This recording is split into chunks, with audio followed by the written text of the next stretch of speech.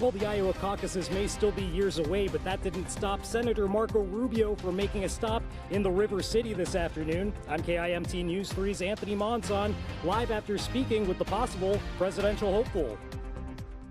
And even though high pressure is in play currently across much of the Midwest, I am tracking some showers and storms to our south. I'll let you know what you can expect.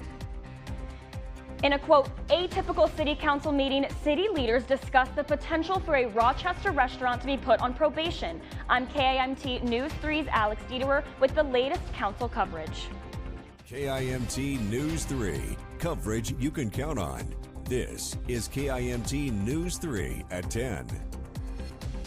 And thanks so much for joining us for KIMT News 3 at 10. I'm George Mallet. First tonight, is it already 2024?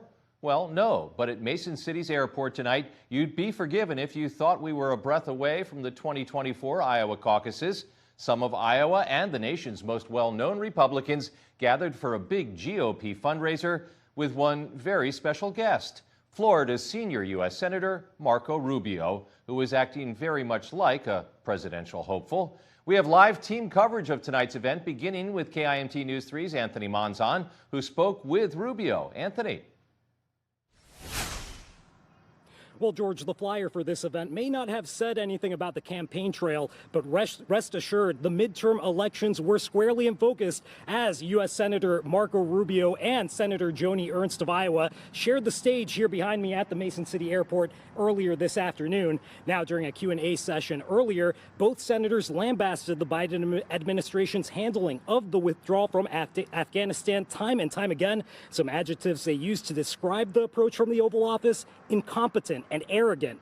Now, Senator Rubio and Senator Ernst also touched on topics in foreign policy, as well as Marxism and American exceptionalism. Of course, Senator Rubio's stop here in North Iowa begs the question of whether he's weighing a run for president in 2024. Rubio maintaining he's squarely focused on his work in the Senate and winning re-election in the Sunshine State. I'm here to be supportive, and ultimately, I don't know what the future will hold, what my life will look like in 2 years, not to mention 4 years from now. If I had described the world 5 years ago to any of you, you wouldn't believe half the things that have happened in the last 5 years. So one thing I've learned is, a lesson I've learned is, kind of be where you are right now, do the best you can at that moment, and the future will come. And Rubio and Ernst weren't the only top Republican brass here at the Mason City Airport this afternoon. They were also joined by Senator Chuck Grassley, as well as Representative Randy Feenstra, who both emphasized the need for strong conservative leadership in Congress and here in Iowa amid all the problems that are facing our country right now. Live in Mason City, Anthony Manson, KIMT News 3. Thank you, Anthony. And you may be wondering now how Iowa's Republican faithful are viewing Rubio's visit. Coming up, we will check in live with KIMT News 3's Alec Lasham, who spoke with North Iowa Republicans about this early visit by the Florida senator.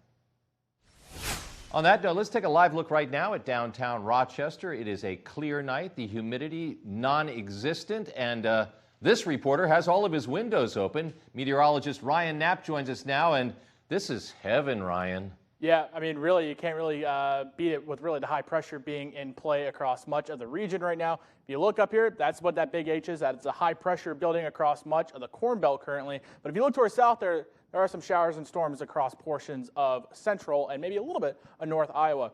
Over the last few hours, I've seen this line pretty much develop out of nowhere, as one would really call it. And that's because some of the energy to build up some of these storms has pushed a little farther north than what some of the models were originally anticipating. So similar to what we'll see maybe tomorrow morning is what we're currently seeing right now as these storms are riding the energy line in the atmosphere. A little closer here, portions of Cerro Gordo County and Hancock County are currently seeing some of the more northerly extents of these showers and storms. The rest of us will stay fairly dry, but I'll let you know what to expect here coming up in my full Storm Team 3 forecast.